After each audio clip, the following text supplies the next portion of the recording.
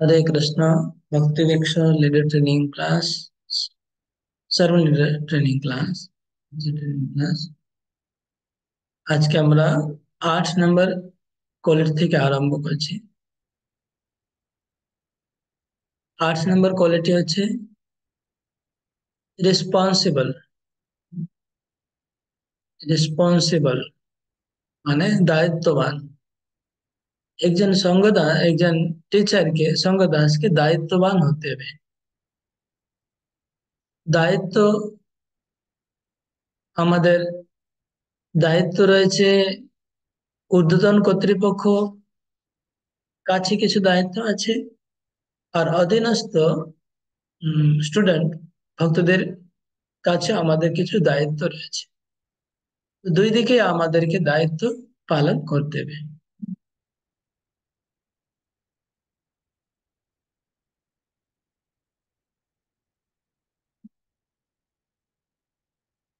তো প্রথমে আমি বলবো স্টুডেন্টদের অধীনস্থ ভক্তের প্রতি আমাদের দায়িত্ব, সেটা বলছি।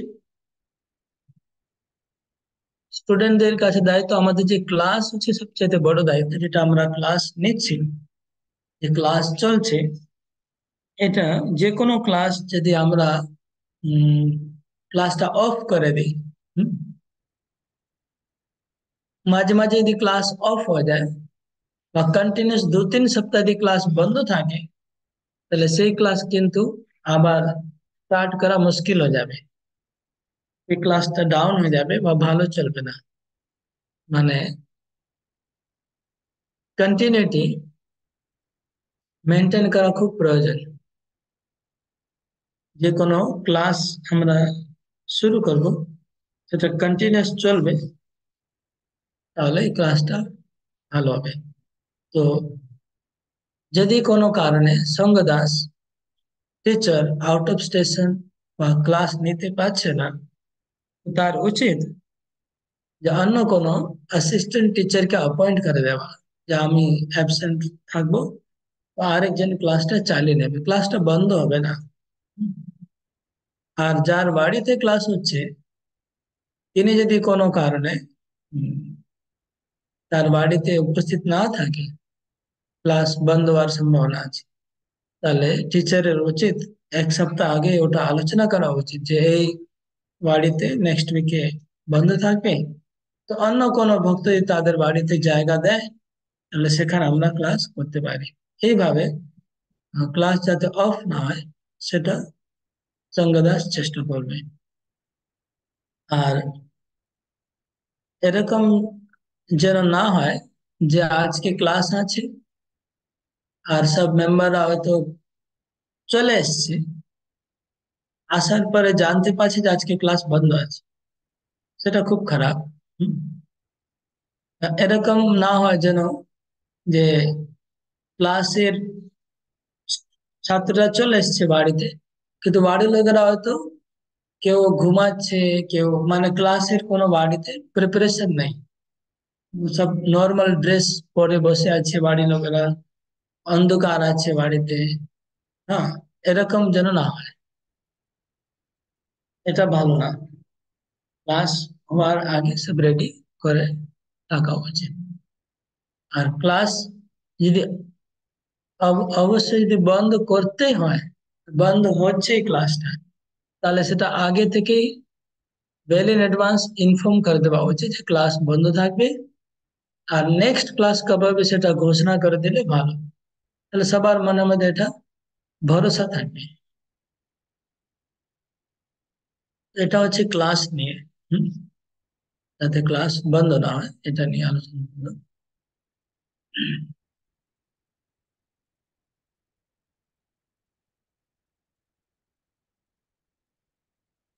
আর দায়িত্ব,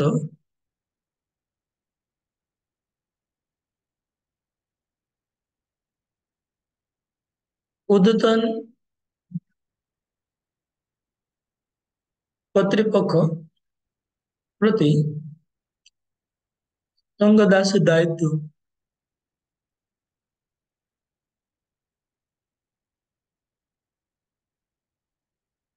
কিছু কিছু আইটেম আছে যেটা রিপোর্টিং করা উচিত। যেমন ক্লাসে রেগুলার ক্লাস কিরকম চলছে, কত ভক্ত আসছে, কত ভক্ত দীক্ষিত হয়েছে, তাদের প্রোগ্রেস কিরকম হচ্ছে, এগুলো সব রিপোর্টিং করা উচিত রেগুলারলি, ঊর্ধ্বতন কর্তৃপক্ষ কাছে রিপোর্ট করা উচিত।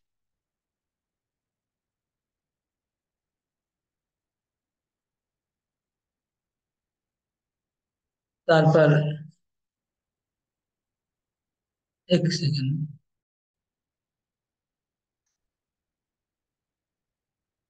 ঊর্ধ্বতন কর্তৃপক্ষ হচ্ছে আমাদের দায়িত্ব হচ্ছে রিপোর্টিং করা, তারপরে ইনফরমেশন দেওয়া আর পারমিশন, তিনটা আছে: রিপোর্টিং, ইনফরমেশন আর পারমিশন। রিপোর্টিং আমি বললাম।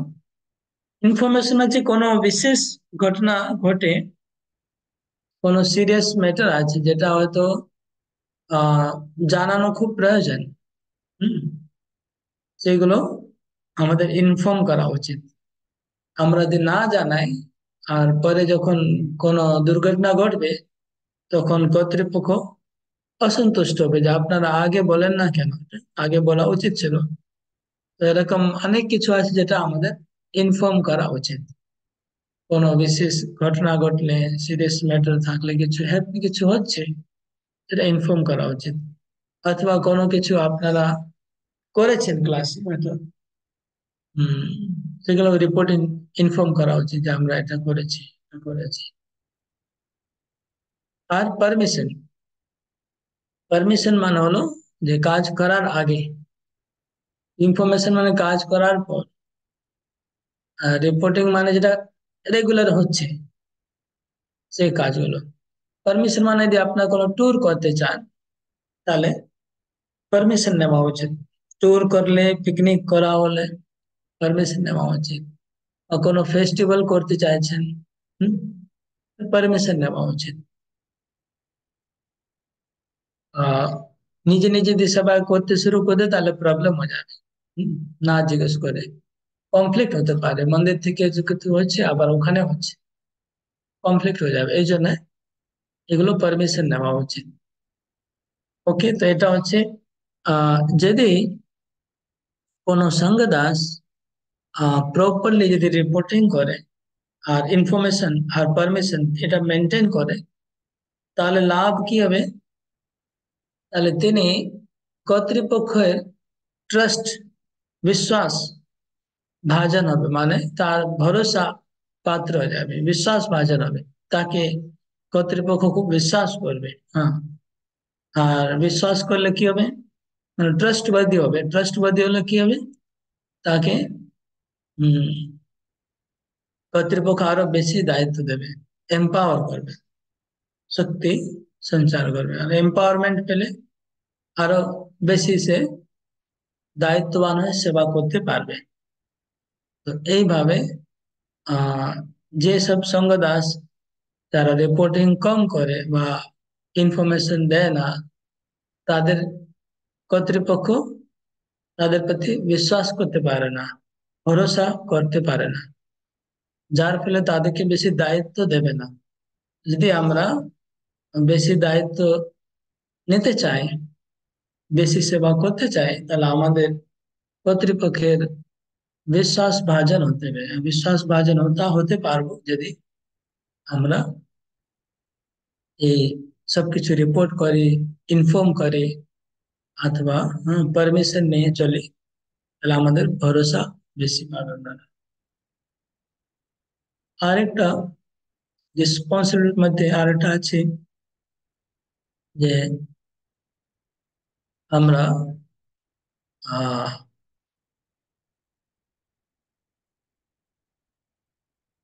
কোনো ফোন কল, যদি আমরা কেউ আমাদেরকে ফোন করে, তাহলে ফোনটা রিসিভ করা উচিত। হম, ফোন রিসিভ না করাটা এটা ইরেসপন্সিবিলিটি। আর যদি আমি ব্যস্ত থাকি, তাহলে পরে কল ব্যাক করা উচিত। যদি কেউ ফোন আসছে, ফোন তুলতে পারেনি আর কল ব্যাক না করে, তাহলে সে হচ্ছে ইরেসপন্সিবল, মানে দায়িত্ব জ্ঞানহীন। দায়িত্ব জ্ঞানহীন ব্যক্তি সঙ্গ দাস হতে পারে না। হুম,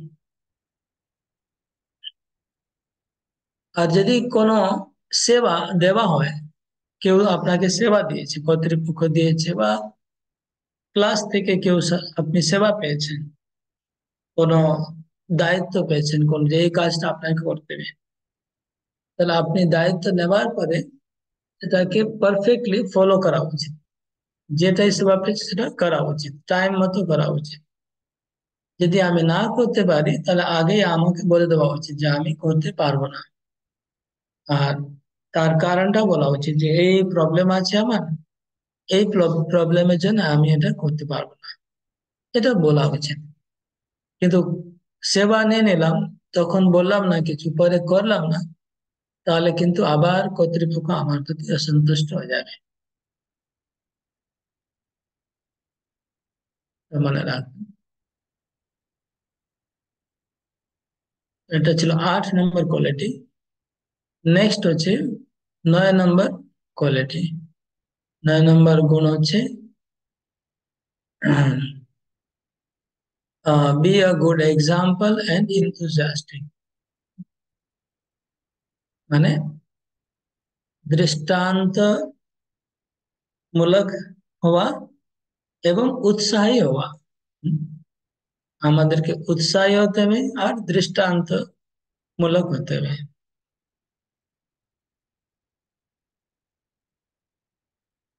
এক্সাম্পলারি, এক্সাম্পলারি মানে দৃষ্টান্ত। তো टीचर, সংস্কৃতে टीचर কে আচার্য বলে। আর আচার্যের আহ মিনিং হচ্ছে আচরতি ইতি আচার্য, যিনি নিজে আচরণ করেন, আচরণ করে শিক্ষা দেয়, তিনি হচ্ছে আচার্য।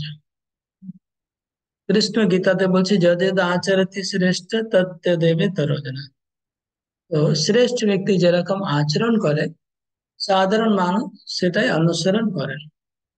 তাই দি সঙ্গ দাস অথবা টিচারের আচরণটা এমন হবে যাতে ওটা দেখে অন্য লোকেরা শিখতে পারবে যে এরকম আচরণ করা ঠিক, এরকম আচরণ করা ঠিক না, তাকে দেখে বুঝতে পারবে। মুখে শুনে শিখতে পারবে না লোকেরা, আমি মুখে অনেক কিছু বলতে পারি, কিন্তু আমার আচরণের মধ্যে যেটা প্রস্ফুটিত হবে সেটাই লোকেরা বেশি ফলো করবে। আমি মুখে বলছি ওটা ফলো করবে না। অ্যাকশন স্পিক লাউডার দেন ওয়ার্ডস। আমার অ্যাকশন, আমার যে কার্য, কর্ম, তার আওয়াজ বেশি আমার মুখের আওয়াজ থেকে, আমার অ্যাকশন আওয়াজটা বেশি বেশি লোক ওটা ক্যাচ করবে। তাই জন্য আহ একজন সঙ্গ দাসকে আদর্শ হওয়া উচিত।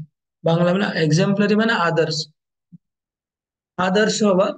তো কোন কোন ব্যাপারে আদর্শ হতে হবে? হুম, কোন ব্যাপারে তাকে আদর্শ হতে হবে? সঙ্গ দাসকে আদর্শ হতে হবে সাধনা, তার ভালো সাধনা হবে। প্রভুপাদ বলছেন একজন ভক্তকে আর্লি মর্নিং উঠে যাওয়া উচিত, 4টার মধ্যে উঠে যাওয়া উচিত, উঠে স্নান করে ভগবানকে সেবা পুজো করে আর 16 মালা জপ করা উচিত। আমরা সকাল সকালে 16 মালা জপ করে নেওয়া উচিত, মানে কার্য ক্ষেত্রে যাওয়ার আগে, জড়জাগতিক কাজে লিপ্ত হওয়ার আগে, সংসারিক কাজে লিপ্ত হওয়ার আগে 16 মালা জপ করা উচিত। এটা প্রভুদের জন্য, যারা মাতাজিদের জন্য না, মাতাজিদের সকাল সকাল অনেক কাজ থাকে, তো তাদের ক্ষেত্রে একটু নিয়মটা অন্যরকম হবে। কিন্তু প্রভুদের সকাল সকাল 16 মালা জপ করে তারপরে অন্য কাজ হাত দেওয়া উচিত। তারপরে বুক রিডিং আছে, আমাদের প্রভুপাদের গ্রন্থ প্রতিদিন অধ্যয়ন করতে হবে। এটা আমাদের প্রাথমিক কাজ, আমরা গ্রন্থ অধ্যয়ন করা, জপ করা, এগুলো যে আমরা এটা না করি তাহলে আমরা শিক্ষা কে দিতে পারবো? অন্য লোককে শিক্ষা দিতে পারবো না।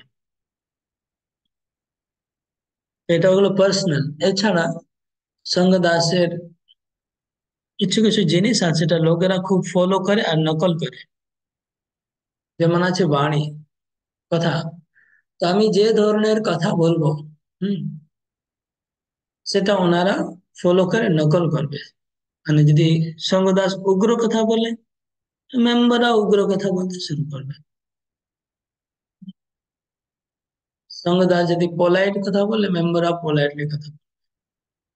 তারপরে বস্ত্র পরিধান, বেশভূষা, যে সঙ্গদাস বৈষ্ণব বেশভূষা করে ক্লাসের মধ্যে, যেমন তিলক পরা, কণ্ঠিমালা, ধুতি কুর্তা, তাহলে মেম্বাররাও তাড়াতাড়ি সেটা অ্যাডপ্ট করে শিখে নেবে। আর আমার ভাব ভঙ্গি, অঙ্গভঙ্গি, আমি বডি ল্যাঙ্গুয়েজ, আমার শরীরের যে অনেক সময় কিছু কিছু সঙ্গদাসের বডি ল্যাঙ্গুয়েজ খুব ক্ষত্রিয় মতো থাকে, আমাদের ক্ষত্রিয় মতো বডি ল্যাঙ্গুয়েজ হবে না, ব্রাহ্মণের মতো হওয়া উচিত। ক্ষত্রিয় মানে আমি আঙ্গুল দিয়ে এরকম এরকম কথা বলা, এইভাবে কথা বলা, আঙ্গুল তাকিয়ে, এসব বডি ল্যাঙ্গুয়েজ, কিছু কিছু রাফ বডি ল্যাঙ্গুয়েজ আছে, সেগুলো আমাদেরকে সংশোধন করা উচিত, নাহলে ওটা লোকেরা নকল করবে বা ভুল শিখবে। তো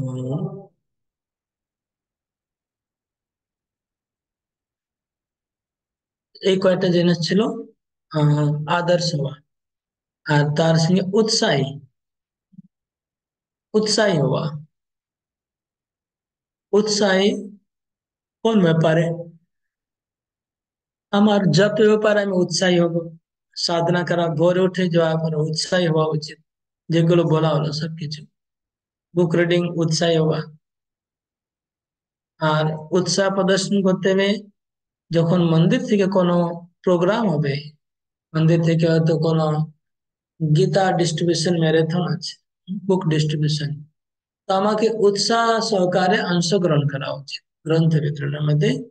শুধু তাই নেই, আমার স্টুডেন্টকেও উৎসাহ দিতে হবে যে সবাই যেন অংশগ্রহণ করে। কোনো মন্দিরে উৎসব হচ্ছে, ট্যুর হচ্ছে, পিকনিক হচ্ছে, ফেস্টিভ্যাল হচ্ছে, সেমিনার হচ্ছে, তো এইসব প্রোগ্রামে আমি উৎসাহপূর্বক অংশগ্রহণ করব। আর সদস্যদের, মেম্বারদেরকেও, স্টুডেন্টদেরকেও উৎসাহ প্রদান করবো। সব ফেস্টিভ্যাল, সব আধ্যাত্মিক প্রোগ্রাম গুলোতে উৎসাহ সহকারে অংশগ্রহণ করা। ওকে, এটা ছিল 9 নম্বর। এবার 10 নম্বর বলেটি হচ্ছে,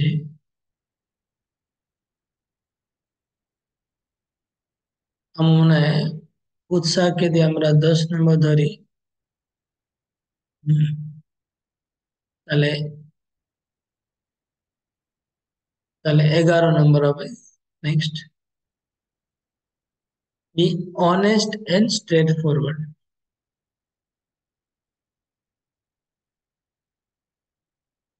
অনেস্ট এন্ড স্ট্রেট ফরওয়ার্ড।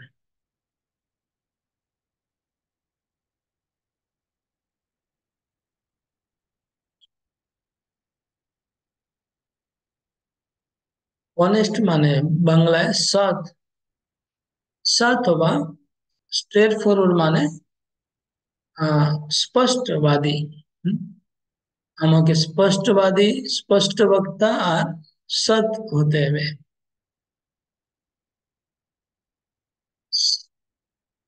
সৎ মানে হচ্ছে এটা ক্যারেক্টার সঙ্গে রিলেটেড আছে, মানে আমার চরিত্র সৎ হবে, মানে আমি টাকা চুরি না করা, ইত্যাদি ইত্যাদি, সৎ।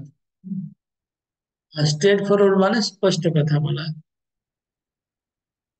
আর সৎ মানে সত্য কথা বলা। যেমন উদাহরণস্বরূপ, একজন সঙ্গ দাস হয়তো ভোরে উঠতে পারছে না, 4টার সময়। হুম, ওঠা উচিত কিন্তু উঠতে পারছে না। তো যখন তিনি ক্লাস প্রবচন দেবেন, তখন তিনি বলতে পারেন যে আমি হয়তো প্রপাত নিয়ম অনুযায়ী 4টা ওঠা উচিত, বা 4:30টায় মঙ্গলারতি করা উচিত, কিন্তু আমি কোনো কোন এই কারণে, কোনো কারণে আমি এটা পারছি না, আমার শরীর স্বাস্থ্যের জন্য, বা আমার কোনো বেশি কাজ ছিল রাত্রে, জন্য আমি পারছি না, কিন্তু এটা উচিত বা আদর্শ হচ্ছে এটা, আমি চেষ্টা করব। এটা বলে অনেস্ট। সৎ। নিজের কমি, নিজের মধ্যে যে কিছু কমি আছে, কিছু অভাব আছে, সেটা অ্যাডমিট করা, স্বীকার করা, এটাকে অনেস্ট বলে। হুম, আর হচ্ছে যেমন আহ হয়তো কোনো ছাত্র প্রশ্ন জিজ্ঞাসা করছে তার শিক্ষককে, টিচারকে, ওই প্রশ্নটা যদি উত্তর টিচার উত্তর জানে না, হুম, উত্তর যখন জানে না তখন আহ তিনি স্পষ্ট ভাবে বলা উচিত যে এই উত্তরটা আমি জানি না, কিন্তু আমি নেক্সট উইকে আরো সিনিয়র প্রভুদের জিজ্ঞেস করে নেক্সট উইকে আমি উত্তরটা দেব, জানিয়ে দেব। ও আমি খোঁজ করে আপনাদেরকে আগামী সপ্তাহে উত্তর দেওয়ার চেষ্টা করব। এটা বলে সৎ। কিন্তু কি হয়, অনেক সময় সঙ্গ দাস যখন কেউ ছাত্র প্রশ্ন করে, সে উত্তর জানে না, তো না জানলে ও বলছে না যে আমি জানি না, কিন্তু ঘুরিয়ে ঘুরিয়ে ঘুরিয়ে ঘুরিয়ে কথাটা শুধু ঘোরাচ্ছে। হ্যাঁ, ঘুরিয়ে ঘুরিয়ে মানে এমন ঘোরাচ্ছে শেষে ছাত্রটা মনে করে আর ইচ্ছায় যা বলছে বলুক, ছাত্র আর শুনবে না। অথবা ভুল উত্তর দিয়ে দিচ্ছে, উত্তর জানে না, যে প্রশ্ন ছিল তার উত্তর না জানে ভুল উত্তর দিয়ে দেওয়া, এই দুটোই খারাপ। তাহলে সৎ মানে স্বীকার করা যে হ্যাঁ আমি এই এক্সাক্টলি মানেটা জানি না, আমি জিজ্ঞেস করে বলবো। ঠিক আছে, এটা হচ্ছে সৎ। তারপরে এরকমই হয়তো উম, খাবারের ব্যাপারে আমরা হয়তো বইতে পড়ছি, বইতে লেখা আছে এটা খাওয়া যাবে না ওটা খাওয়া যাবে না, ঠিক আছে, তো স্টুডেন্ট টিচার পড়ছে, শিক্ষক পড়ছে সবাইকে বলছে, কিন্তু টিচারকে অ্যাডমিট করা উচিত। যদি হয়তো দেখা যাচ্ছে টিচার হয়তো রাস্তায় কোনোদিন দাঁড়িয়ে খাচ্ছে, বা টিচার মাঝে মাঝে বাইরে খাচ্ছে, বা এমন জিনিস যেটা আমরা তখন অ্যাডমিট করতে পারি যেটা খাওয়া উচিত না, কিন্তু আমার এরকম এরকম আমি চাকরি করছি বা ব্যবসায় যাই, তো আমার মাঝে মাঝে এরকম খাবার খেতে হয়, সবসময় আমি বাড়িতে খেতে পারি না, মাঝে মাঝে বাইরে আমাকে খেতে হয়। যেটাই হোক সৎ কথা বললে, নাহলে কি হবে, ছাত্ররা দেখবে শিক্ষক তো ওই দিনে রাস্তায় দাঁড়িয়ে দাঁড়িয়ে খাচ্ছিল, কিন্তু আমাদের ক্লাসে বলছিল খাওয়া যাবে না, কি ব্যাপার, তখন মানে ডাউট হয়ে যাবে। এই জন্য ওটা বললে দিলে ভালো। এটা হলো সৎ।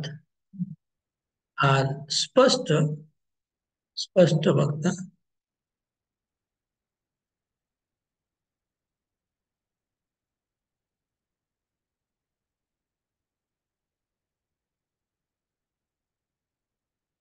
একই, সৎ আর স্পষ্ট একই জিনিস।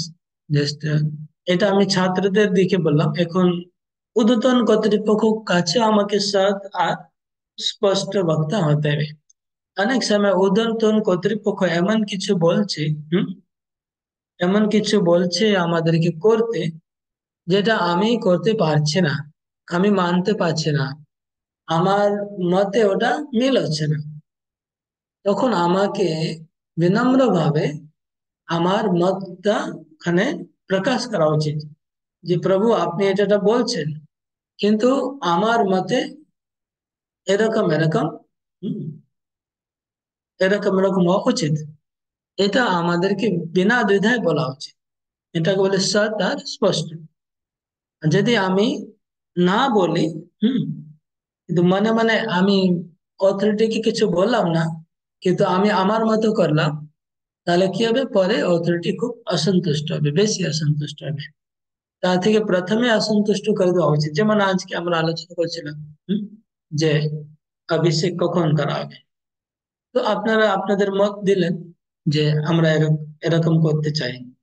তা আমাকে তো বলে দিলেন কোনো অসুবিধা নেই, যেহেতু আমরা আমরা আমাকে বেশি চেনেন না। তো এরকম যখন কোনো ঊর্ধ্বতন কর্তৃপক্ষ কিছু বলছে, তাকেও স্পষ্ট ভাবে কোনো অসুবিধা হলে জানানো উচিত, যে আমরা এটা এটা অসুবিধা আছে।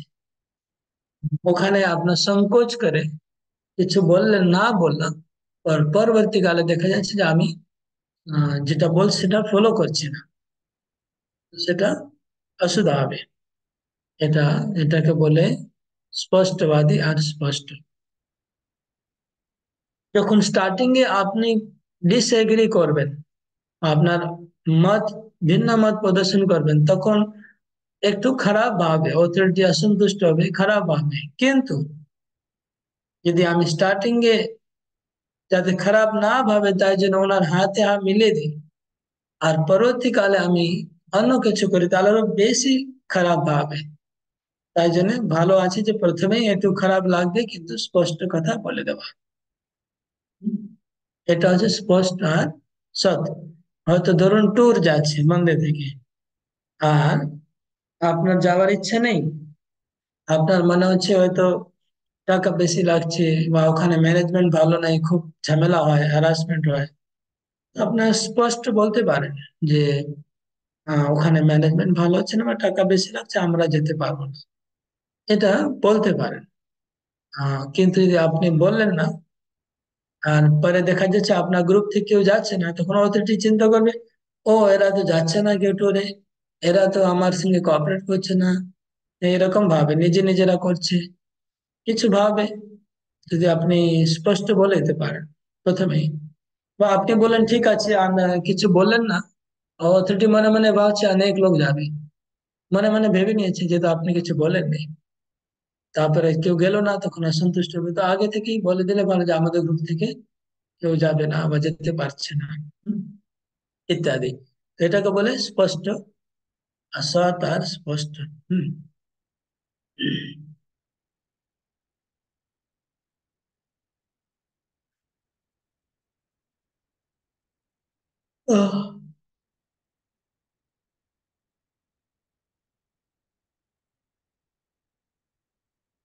দশ নম্বর পয়েন্ট।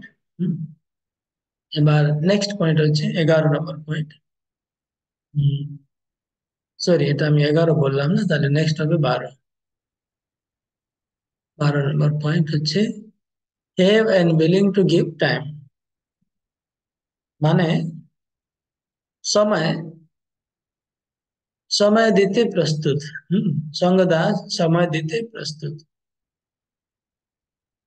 বলার উদ্দেশ্য হচ্ছে যখন একজন নতুন টিচার হবে কেউ, আর নতুন সঙ্গদাস হবে, তার জেনে রাখা উচিত যে তার কত সময় যাবে, মোট সময় কত লাগবে, এই দায়িত্ব পালন করতে গেলে কত সময় তার লেগে যাবে।